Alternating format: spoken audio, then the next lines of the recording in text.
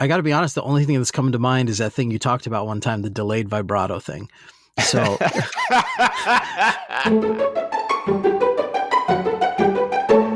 welcome back to Reason Together, the podcast for Christians who think about stuff. I'm Thomas, here with Daniel. And good morning to you. Yeah, likewise.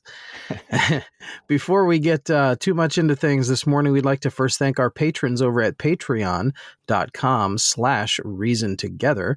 That's Patreon, patreon.com/Reason Together. You can become a member there if you like and join the others who have already gone over there and pledged some financial support to this podcast. That goes a long way in helping us pay the fella who edits the audio on these and the lady who edits the blog posts and the website, which happens to also be my wife. So thank you for that. But if you'd like to help support this podcast, you can do that at patreon.com/Reason Together. And thank you to those of you over there already doing so. We appreciate you. All right. How have things been going for you? Kind of same old or anything of note? That's weird because throughout the weeks as they go by, I think of things and I'm like, oh, that's interesting. That's not the same old. But then I sit down to this podcast and I don't even remember what those things are. Yeah. So other than those things that I've forgotten, it's been the same old. Yeah, right. Okay. Well, I've had a project going, or I started it on Tuesday, which has been a fun year kind of for starting to just like hammer on projects a little bit, set some goals there. But anyway, probably like most people, I have boxes in my office that have of just papers and such that have accumulated over the years. And when you need to clear your desk, you go, you drop it in a box, and that box is, and anyway, so for 19 years, I was kind of pleased with myself that I only have like 5 boxes or whatever. But then I looked and there's a 18-gallon tote there too. But anyway, there's a few boxes and a tote, and I put it on February. I'm gonna get through those, right? I'm gonna organize, start sifting through them, get the stuff where it belongs, trash can, digitized, whatever. And so I started through the first box and a half, and it was more taxing than I had anticipated emotionally. I said to my wife, it's kind of like your life flashing before your eyes. I was going through this college notes. There was notes from the kids. There was, information on a mission trip we had taken 11 years ago. It was, all kinds of stuff. But at least it did provide me one special moment of joy. I laughed so hard because my kids, when they're younger, they start taking sermon notes. And of course, the spelling is horrendous. But a lot of times that's in the form of pictures. They'll just draw a picture of what either is being preached about or something like that. And so there was almost like a comic book style page with like boxes. And it was essentially like a summary of Paul in Philippi. And so there's like a guy at a pulpit in one box, and then there's 2 guys and a gal, and they're all stick figure. I love stick figures. And there's stick figures, and I don't know, maybe they're like talking to her and she's got a big smile on her face. Maybe that was either that was Lydia or the demonic possessed girl, and then they healed her apparently because then there was these 2 angry stick men like,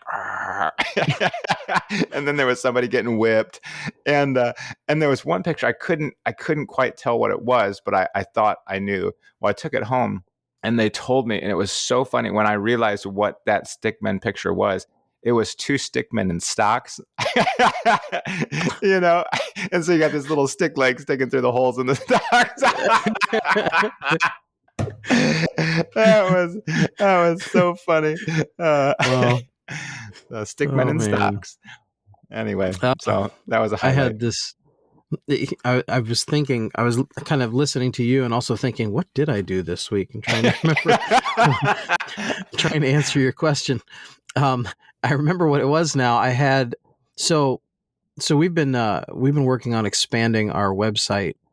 So I have some of you might know this. I have a business on the side. Yeah. It's bmmworkshop.store. If anyone's interested. Benchmade manliness. That's right. Yep. We shortened it a while back and rebranded it just because it's easier that way. So Mm-hmm. Bravo Mike Mike Workshop.store. But we've been working on redeveloping that, and I'm adding a bunch of new products to it, Mm-hmm. kind of taking off in the blacksmithing direction there, adding different items on. And we also started a local, kind of a local branch of that we're calling Norwich Forge Works, because Norwich is the town I live in. And we're Mm-hmm. looking to market Nice. like kitchen hardware to businesses around here, because that's our hope, is that will kind of support us in ministry. Mm-hmm. So we kind of took off in that direction, hoping to build it up a little bit. And I was at the gym the other day, and it was arm day. And so I leave the What gym, is? my arm day. Okay. It's, Yeah. Yeah. biceps, Yeah. triceps, Yep. shoulders, stuff like that. And I leave the gym, I come home, and I'm getting out my my to-do list for the day, for the morning, and I look at it, and I've got like 3 blacksmithing orders to do. Which And is I like and pound, I'm pound. like, well, now what? Workout number 2. So I was completely dead the other day, but I got it done and got them shipped out. And I'm excited because the website's already kind of it's already bringing in orders, which Good. is hard to do. I don't know if people realize that it's difficult to get orders on your own website. There's a lot of platforms out there where you can have them kind of do advertising for you, and people are already on there shopping, and like kind of like Etsy, that sort of thing. Mm-hmm. It's kind of easier to get sales on something like that, but your own website is difficult. You're just out there on your own. So, Mm-hmm. Mm-hmm. but the redesign and rebranding and things like that has really helped. So, Good. Good. Did you really work on the yeah, SEO there? yeah, we did. Yeah, Okay. we did some tidying up there with the SEO and added some new products. So it's that's what I've been up to, if you asked. All So, right. yeah. Well, could you move to the left a little bit? Because all I can see is your bicep in the camera. No, I'm just kidding. Uh, these massive arms, like. It's like I'm a disproportionate man once again. So, No, just kidding. All right. Well, let's jump into our list here. I know we've got a couple here that are related, so I thought they would be good ones to cover. But okay. let's see here. I believe this is elite patron Matt. Yes, writes in. He says, "Hi guys, been meaning to do this for a while. I know he's got a list. He's got more questions coming, which is good." He said, "Here goes my first topic for discussion. Weighting, not WAITING, but like the weight of things, the weighting of sins. The question of debate is if all sins are weighted the same in the eyes of God. Are certain sins, when committed, considered more grievous to the Lord? Said some sins are classified as abominations. These 6 things that the Lord hate, a 7 are an Well, that's where abomination. my mind was going first. Yeah, and one sin, the unforgivable sin, by definition, unforgivable, Mark 3:29. And if a man commits the sin of lust in his mind, he says it is adultery. We'll comment on that in a minute. Matthew 5, however, committing adultery physically is clearly much more damaging spiritually and physically on many levels. Good point. Are they both equally displeasing to the Lord? From a practical standpoint, I would argue that the actual physical act would be more grievous and displeasing to God. So let's see. And so then he's got a related question, but let's just hit that first. Is there a weighting of sins? And it's funny because at the beginning of his email, he says, "I'll start with a less controversial one." Can't wait to see the rest of that list. So I would say the answer is kind of yes and no. And I know that may be frustrating to some to hear, but I think what makes a sin more weighty in the sight of God, if there is such thing, is not the nature of the sin. It's the nature of the conscience that was willing to conduct the sin. And what I mean by that is that there are certain sins that people get to a point of doing where it's taken a long time sinning against what they know is right in order to produce that kind of behavior. Mm-hmm. In my mind, I'm going to Romans chapter 1, which speaks of the reprobate mind, right? Okay. I And see. it's like, and you know the meaning of the word reprobate? I bet you do. I know you do. Essentially cast off, like us. Exactly. Okay. Yes. Like rejected.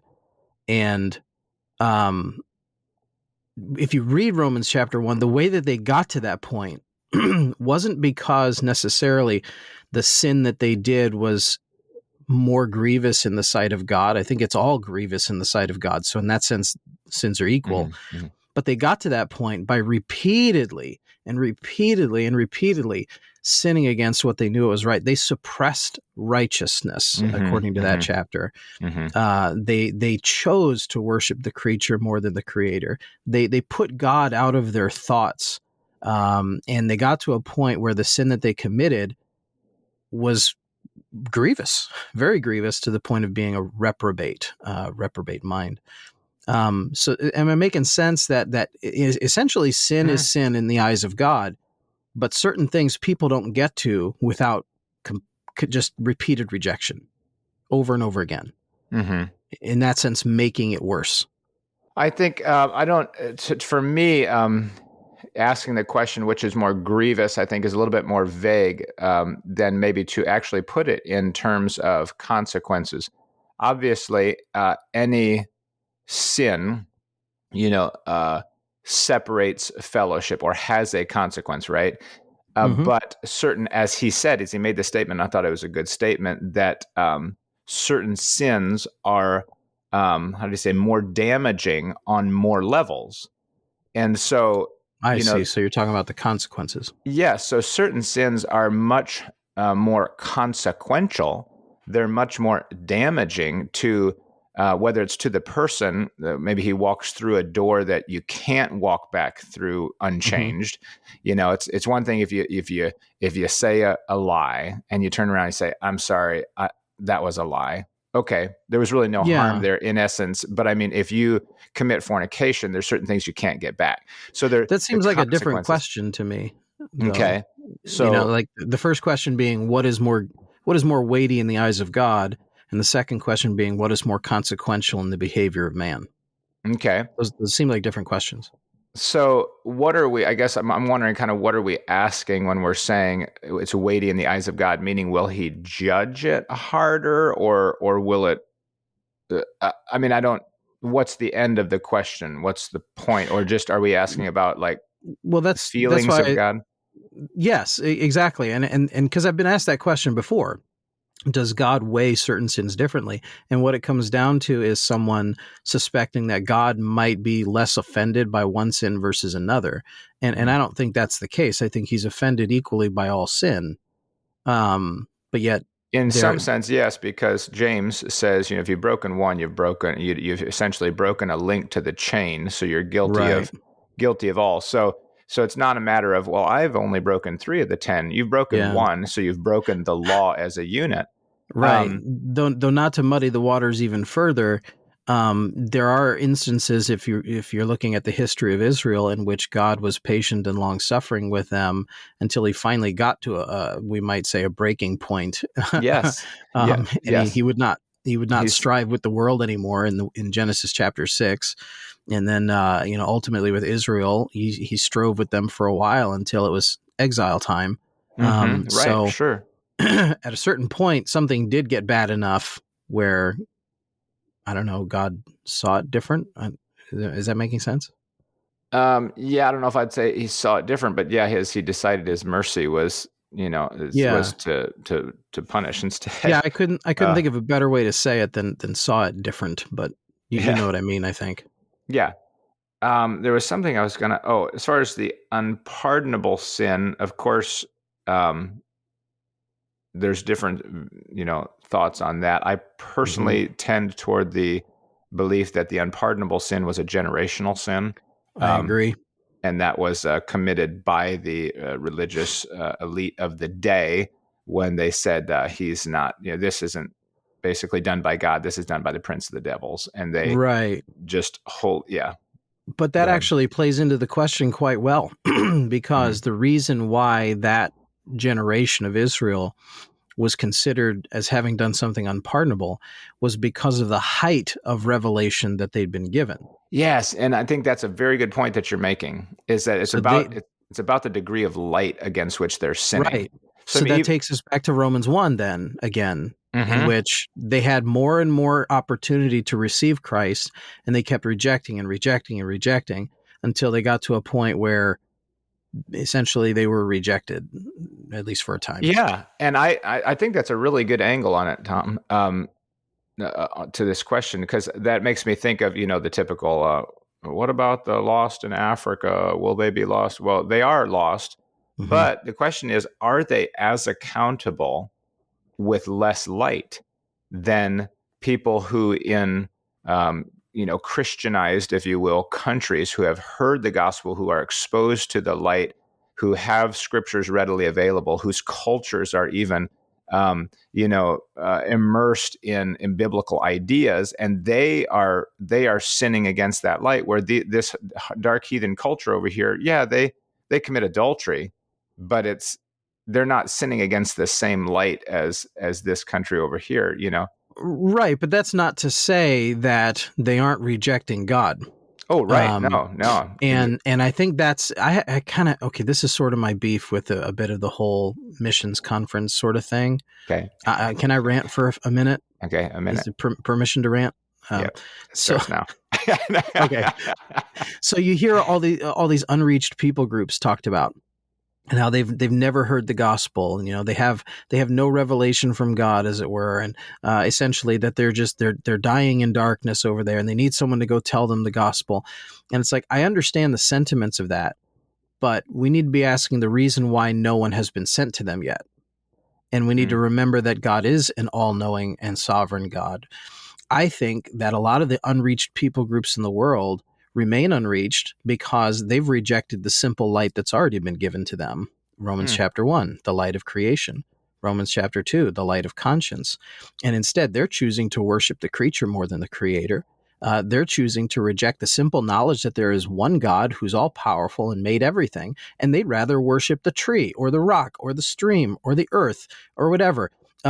So for that reason, they remain in darkness. Again, Romans chapter 1, their foolish hearts were darkened. So I think that a lot of the unreached people groups in the world, we view them as, they need our sympathy, and we have to send someone to them. And in a sense, I don't disagree with that.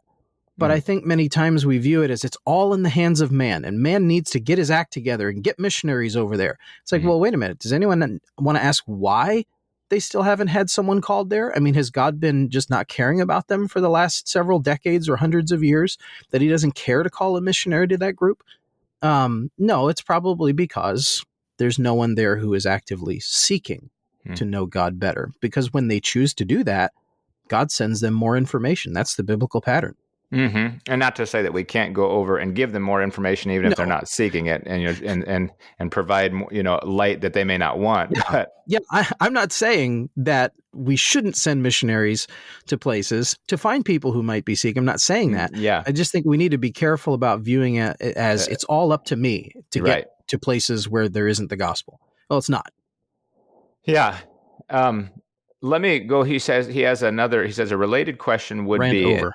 And it's like, oh, that was about a minute and a half. Not bad. Okay. The preachers. It comes off the next rant. It's a preacher's minute. Yeah. I'll be finished in just a minute here. He says another related question would be, and I think this is the one that's going to connect us to another question that's been submitted. Romans 14:22 seems to give a lot of liberty for Christians to decide according to their own consciences what is right or wrong for them to do personally, as long as it does not violate their conscience, obviously go against Scripture, or cause a brother to stumble. One consideration would be the eating of meat offered to idols for the weaker brother versus the stronger brother situation. My understanding of this passage is that the weaker brother would be the one with the more restrictive standard. Romans 14, 1 Corinthians 8. Thoughts? One important caveat to that is that it's not every scenario in which someone has to basically be convinced in their own mind, because there are things the Bible does speak directly about. Sure. We're only talking about right. We're talking about issues for which the Bible is silent. And there are things that the Bible doesn't cover, and there are things that the Bible covers generally enough rather than specifically that it might be considered a gray area. And in those areas, that is where each Christian must be convinced in his own mind, which is kind of sort of the gist of Romans chapter 14 is let every man be, forget how it says. Is it convinced or persuaded? I can't recall. But Good question.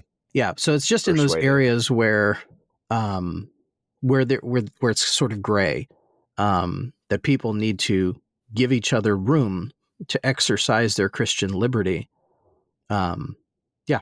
I know we've discussed. Is that kind of what you're asking? Well, I know we've discussed this before. I want to ask another thing here. Is that how you would define the weaker brother as the one with the more restrictive standard? The one with a qualification. Mm-hmm. So yes, but with a qualification. The Christian brother with the stricter standard, who believes the stricter standard is God's ordinance for him. Okay. Yeah, good. So someone can have a stricter standard for a different reason than they think that the Bible commands it. Yeah. I would think that someone could just feel that, I want to hold myself personally to this standard because I believe it would please the Lord, and that's what I want to do. And I don't know that I would call that person a weaker brother per se. Really the passage largely has to do with the conscience, the issue of the conscience. And so that does bring us to our next question here. Which might I say that this particular question has been coming up a lot lately. Okay, good. Like several different listeners have asked this kind of all at the same time. So branched off of the accountability conversation that we had, or just the issue of conscience itself? Sort of everywhere. It's been coming up in several places. So it seems like we probably ought to talk about it. Yeah. Okay, good. Yeah. Well, elite patron Nathan writes in some feedback because we had talked about accountability, and I was asking really what's the I was asking about accountability. What's the teeth of accountability? Meaning, so you're my accountability partner. What can you really do? Why is it effective, or is it necessary? So he said, I'm interested in the accountability question because it touches on something I've thought about for a while concerning being in ministry and knowing many who are pastors, missionaries, etc. I think it's a fairly common thing amongst our like-minded brethren to consider having a group of pastor friends a valuable thing in order to be kept accountable in one's doctrine and practice. Now, he and I talked personally. I guess I wasn't maybe as aware of that common thought that it's a good idea to have a group of friends to keep you accountable. I'm more of a hermit, so it's not a big thing to me. But anyway, so he says, for example, a pastor who is a quote lone wolf end quote, or doesn't have any close pastor friends may be seen as more prone to change his belief or practice on a particular issue. Or a missionary is sometimes referred to as being accountable to his dozens of supporting churches because they could all drop his support if they don't agree with something he does. I've even heard of ordained men being expected to return their ordination certificate if they change their beliefs in the future. Now I'm going to stop there and we'll continue on in a minute. My take on that, and I told him so, was that makes sense because an ordination is a stamp of approval that we as a body of men have tested your doctrine, and we can say that you're orthodox, but we also say that you agree with us, that you have our stamp of approval. And if you ever in the future decide, you know what, I don't want to believe, or I don't believe what I used to believe anymore, then you no longer do align with your ordination council. And it would almost be a given that you would revoke your ordination, because that was a stamp of approval that you believed a certain body of doctrine, which if you no longer believe, then they're going to say, well, then you're no longer ordained by us. I think that's just fair and legitimate. But what do you think? I can see where you're coming from, but part of me wonders if in that sort of system, there's no room built in for maturing. Mm-hmm. There are some beliefs that are come to from the process of maturing, and depending on the group that's doing the ordaining, they might hold positions that are immature in doctrine. They might hold positions that they haven't fully developed yet. They're simply party line, we might say. And essentially, you're giving the candidate no room to ever grow and mature. And you end up with, like what I remember hearing in Bible college, the preacher standing in the pulpit saying, I haven't changed in 40 years. Yeah, Well, right. I mean, that's a problem. Right. How can we say in one breath that it's good to change and grow and develop doctrine further, but in the next breath, you're not allowed to do that. Otherwise, you have to turn in your ordination papers. Well, I mean, and it's not to say that every ordination council is correct, but obviously the concept of ordination from any council has to do with your them recognizing your that you are solid in a certain body of doctrine. Now, it's not to say that you should at all costs try to please those men or stay within that body of doctrine. If you feel like you grow and you in your conscience you feel that I don't believe that anymore, then okay, but I wouldn't fault them for saying, well, you need to you need to rescind your Yeah. ordination. Well, I Okay. remember even at my own ordination, half the men in the room didn't agree on several issues. And there were times where Pastor Dietrich, the moderator, had to kind of bring things back around to the point of why we were there that day, because a subject would come up and the men in the room would disagree, and there would be it didn't get heated, it didn't get ugly, but there would be some pretty lively discussions happening for several moments in the room. So it's like So within the ordination body itself, they didn't all agree. So yeah, how but in yeah, ours, I mean, didn't that show you though that they understood that maybe those particular angles on those beliefs weren't the foundation or the core of what you had to believe to be an Orthodox preacher, right? but They then were you're willing getting to into still the ordain you. But then you're getting into the thing we decry all the time on this podcast. Who gets to decide what is an essential doctrine for fellowship and what is not? Do you see what I'm saying? I do a little bit, but I mean, I guess your point is that they were wrangling and yet they still ordained you. So they gave you liberty to disagree and to grow, right? Even if On certain issues, sure. right, on certain issues. And so, Issues they decided were necessary for fellowship or not necessary for fellowship. yeah, right. And so I mean, they gave you latitude. Not all ordination councils maybe would, but they did, recognizing that they could grow. So I'm just pushing back a little bit on the you can't grow thing. In that case, they're saying, maybe they, even in their minds they thought, well, Tom, if you studied this more, you'd agree with me. And the other guy thinks, well, actually, if you study more, you'd agree with me. Yeah. But the point is, they still felt like you are orthodox. You're within the pale of what we believe you need to believe in order to, preach sound doctrine. So anyway, he mentions that ordination issue. Then he says, while I appreciate this, back to Nathan's question here, while I appreciate this idea that having good Christian friends in ministry can help one stay on track, I wonder at what point does the accountability to friends become a detriment to the pastor, missionary, etc., thinking on his own?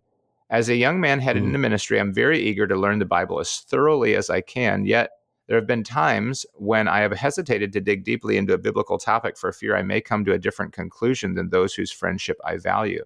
I realize that this displays a motive of pleasing men, but is that not the natural result of seeing one's friends as accountability in ministry? And that's kind of what I was asking with the accountability question was, what's the motivating factor there? Is it that, oh, I want to be a man pleaser, or is it the embarrassment if I come back and I can't answer you the way I wanted to, or whatever. So that's what I was asking kind of partly last time. It could also be the loss of investment. And I'm not necessarily talking about money. You spend your life invested in certain circles of people, and then immediately you come out with a different position on something, and you're convinced that it's right, and you've studied it thoroughly. And what you start to realize is that certain accountability groups are very much like the Jews were in the first century. To explain that, let me sort of back up and tell a story. So we all know that the Sabbath was one of the 10 Commandments, right? Keep the Sabbath. It's a holy day, right, unto the Lord, because the Lord rested on the the seventh day. And Israel was commanded to keep the Sabbath. It was kind of a memorial of their covenant with God in one sense, but it was also for them personally so that they would rest. Sabbath was made for man, not man for the Sabbath. Mm-hmm. And somewhat, it wasn't too general. There were certain things they couldn't do on the Sabbath day, but overall it was a general principle of do no work. Do no work. Right, right. But what you end up with is a bunch of Jewish scholars sitting around and debating what is the meaning of work? What's the definition of work? What constitutes work? And by the time you get to Jesus' day, you have guys who literally think the slightest thing is work. So they see Jesus' disciples grabbing some bits of grain from a field while they're passing by, and they rub it in their hands to husk it, and they eat it. And they're accused of working on the Sabbath day. Now, do you see what happens is that when mankind starts to hold each other accountable, which was part of Israel, right? In Leviticus, if you read Leviticus, if man broke the Sabbath, that was a capital offense, right? So there was accountability baked into the cake. Accountability is good. But when man starts to add his own spin on what the definition of work is, starts to bulk up the various rules surrounding the word work, what you end up with is people holding each other accountable with fear, with man's ordinances, not God's ordinances. And you see where I'm going with this to Nathan's question, is that accountability is good today as long as you have the right kinds of friends. Friends who hold you accountable to what the Bible actually teaches are good friends. Friends who hold you accountable based on fear of various ordinances that man has created, well, now you've got the wrong kind of friends. The problem is that you get invested over the course of your young life in certain circles, and many of those circles believe things that are extra biblical standards, right? We talked about standards earlier on in the podcast. Suddenly you come out with a belief that that standard is actually not biblical or necessary, that someone who is mature in the faith can take a different view on that standard because the Bible doesn't cover it. And then you end up getting castigated and maligned and separated from and all these other things. Well, you've just revealed you have the wrong kinds of friends. Does that make sense?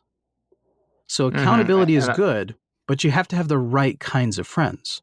Yeah. And I mean, I know this sounds overly analytical, but I wouldn't even necessarily call that person a wrong kind of friend, but maybe just in that they're intending to, manipulate you or anything like that. But they just, they're a friend with whom you disagree. I would say just maybe friends who have mistaken what's the phrase you use, Isaiah? I just studied it with somebody yesterday. Essentially the idea of teaching for commandments, the doctrines of men, right? And Isaiah references that they've taught the fear of the Lord by the ordinance of man, or something like that. Here's what God designed for you, and it happens to be a list of rules that I made. You know what I mean? Right. And so if you adhere to that list, then you are spiritual, and now you can judge other people who aren't as spiritual as you based on the things that you do. Yeah. Well, and it's not just standards either. It's sometimes even aspects of pet doctrines. There are people that take doctrinal issues way too far into the weeds, as far as, defining the actual meaning of the word ecclesia in the New Testament. And it ends up being a semantical argument that didn't allow for how the New Testament uses certain words and so on. And people debate over that and they separate over that. And, I understand there is an actual position on that biblically, but people then start to inject man's thoughts into it so much that they're distancing themselves from each other over an issue that really the Bible hasn't gone as far as they're going. Right. Does that make sense? Yeah. And right. there's some same things that can be said, and this might anger some people, over the text issue. There's same things that can be said over that. People sometimes take that way too far. But I realize how I might be sounding to some people there, but yeah, it's true. It's true. There are doctrinal issues that people can take too far to where they're now holding you accountable to a standard that the Bible hasn't really gone as Yeah, far as you're going. right. I do understand. Let me finish Nathan's questions here. He says a particularly interesting passage, and this relates back to our other question, is 1 Corinthians 8, which talks about respecting the convictions of other believers that are different from yours. Paul is very clear in this chapter that eating meat offered to an idol means nothing. Verse 4, we know that an idol is nothing in the world. And yet, in verses 10 through 11, Paul says, "For if any man see thee which hast knowledge sit at meat in the idol's temple, shall not the conscience of him which is weak be emboldened to eat those things which are offered to idols? And through thy knowledge shall the weak brother perish for whom Christ died?" It seems that Paul is saying that the believer who openly eats the meat and causes another believer to eat in violation of his conscience is guilty of being a stumbling block, correct? Even though it's Mm-hmm. not wrong to eat the meat. This Mm-hmm. is mind-blowing to me because it seems to say that pressuring someone into doing something against their convictions is wrong, even if the thing they're doing is right. And Yes. that is a correct observation, that it's not the thing in and of itself that is wrong. It's the violation of the conscience that is wrong. That's what's being dealt with there. So he Right. says, so to return to my question, if a man comes to a conclusion from Scripture that is different from that of his college professors, his pastor friends, his supporting pastors, etc., should he accept any pressure from this friend group that is supposedly keeping him accountable to form his thoughts on the matter, or is that just peer pressure? What would your answer to that final question be? It's going to be the classic reason together answer. You know what I'm going to say, don't you? It depends. It depends. Period. That's going to be on one of our merch shirts eventually. Yeah, Depends. there is a place for discernment, and it is going to be different for each person and who their friends are and how they're going to handle that. So if you come to a different conclusion than your college professors, the answer to whether or not you address that with them kind of depends on them, not so much you.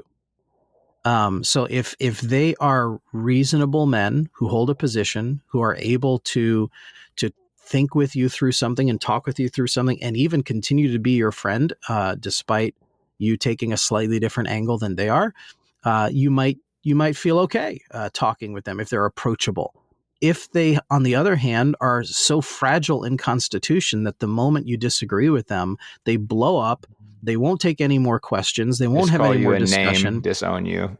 Yeah, just disown you. If those are your college professors, like I said, you may have the wrong kinds of friends. Yeah. Um, so yeah, it's going to depend. That's Yeah, similar to the answer I gave him, and it really goes to the concept, the idea underlying this entire podcast, that we reason together and we're willing to hear someone's, if you will, disparate um, conclusion or question without calling names immediately, but talking through the issue. And I had right. mentioned this in personal conversation, that just something very similar to what you said, that if you have and honestly, any good biblical friend is going to apply pressure to you. That's a part of iron sharpening iron, is that you throw out an idea and he says, yeah, but how about this? And Mm-hmm. he'll sharpen that a little bit, and you like, okay, well, what about this? And you throw it back and forth. Um, it's just not like you're two tape players, playing at Right. the same time and saying the Right. same thing. It's that you're actually honing each other along the way. And that's done, if I can use the term, by applying a pressure. So there is anytime you're in a good conversation with somebody, you're feeling maybe a pressure of sorts. So the Mm-hmm. pure pressure, if you will, isn't the bad part. But if you just sense the pressure of maybe their disapproval and their disowning, but they're not willing to talk it through with you and reason with you through the argument, because maybe you are wrong. Maybe there's a facet of what they say that you don't understand, whatever. And before you throw it out, they might want a chance to kind of defend their position. Okay, Yeah. well, talk to them about it. And if they can do that, then great. That pressure can be a positive thing.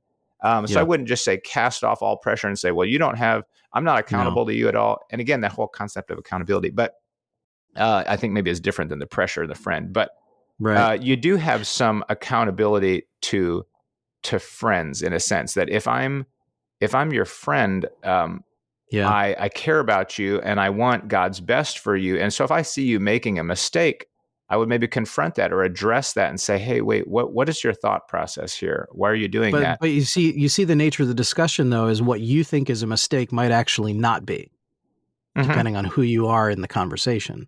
Sure, but a You know what I friend can mean? talk about that, I think, and I Right. mean, and understanding his jurisdiction, not sticking his nose in everywhere. But I mean, a friend would But want to that's apply pressure. right, but that's why he's referred to as the weaker brother in these conversations, is because he sees something you're doing as wrong when it actually isn't. He sees you as not having liberty to do that thing when there actually is. The weaker brother has a theological problem. He's making something go farther than the Mm-hmm. Bible has said. Mm-hmm. That person has a theology problem. And they're called the weaker brother because they can't handle it when someone disagrees with the issue that they've brought up. They can't handle it. They immediately call you the devil or think of you as the devil and think it's necessary to separate from you because they think that you're sinning when you really haven't. That's why they're called the weaker brother. They have, and I like to use the term, a hypersensitive conscience. It's good to have a Mm-hmm. Mm-hmm. sensitive conscience. The Yes. weaker brother has a hypersensitive conscience. He doesn't see that certain things are actually permissible according to the Bible. He's made all these sorts of extra biblical tangents that he now holds others to the same standard. He holds others to that when Mm-hmm. really Mm-hmm. he's got a theological problem. Yeah, and I would say my only caution with that discussion, or one caution with that discussion of the weaker brother, is when people say, "So you're saying that the weaker brother is the person with the stricter standard?" No, it's like you said earlier. The you have to define it fuller than that, because otherwise you'll look at anybody with a stricter standard than you, and they're the weaker brother. Well, Right. no, because their standards might actually be built on biblical principle or Yeah. biblical thought. And so somebody, you say there's a theological issue on Well, the weaker no. brother side, but there might also be a theological issue on the other side that somebody's not applying enough, Right. But you right? just said two contradictory things there, though. If he's having an extra biblical standard, but then you say it's based on biblical principles, well, then it's not an extra biblical standard. Okay. Okay. Mm-hmm. The weaker brother is the one who does have a standard, but there is liberty in Scripture to have a different viewpoint on that without being wrong. Yes. And see if you have that extra biblical standard and someone else disagrees with you and you think they're wrong, well, you're the weaker brother. But That's on who the you are. on the flip side, if you find liberty in Scripture where there technically should not be, I don't know that I'd call you a weaker brother, but we'd call you maybe Right. more immature, right? A libertine. A libertine. Okay, interesting. Mm-hmm. Yeah, so that's a Yeah. good part of the discussion there. Yeah. So yeah, that's I feel like there's some, that's a good question to wade through as far as the whole peer pressure thing. That I think there is some value there, but ultimately, you've got to educate your own conscience. You've got to dive into Scripture, and if it means separation from friends, can we have a reasoned discussion over that? Yes, but ultimately, you've got to let the truth be your guide, and you have to be Yeah. true to your conscience. You can't Yeah. you can't live a certain way, violating your conscience constantly to appease this group of people, so that you're not just cast out into no man's land. Yeah. You've got to stand on what you believe is right. And Yeah. Absolutely. So what we're saying is it's good to have accountability with the right kinds of friends, but you also have to be willing to be the lone wolf. You know what I mean? yeah, There your has to ultimate be accountability is to Scripture. right. You have to be willing to be the lone wolf because, sort of like what he's describing in his question is what if you spent your life only to find out that the college professors, pastor friends, supporting pastors, all these things, what if, and this is just a hypothetical, what if you come to find out later that you're involved in a movement that really sees something the wrong way? Mm-hmm. What do you do then? You're invested now. Um, what do you do? That's a complex question that I don't have an answer for. But yeah, it's you have to be willing to be the lone wolf at times with discernment. And we can certainly recognize the difficulty of that decision. I mean, I Mm-hmm. think about somebody I was aware of on a financial level. Part of a certain how would you say, a certain group of churches. Well, in that group of churches, there's a financial package as far as your retirement or whatever. Well, if you finally separate from that church group and you lose your retirement, you're like, whoa, I'm 30 years in, whatever. That would be quite a sacrifice, right? Yeah.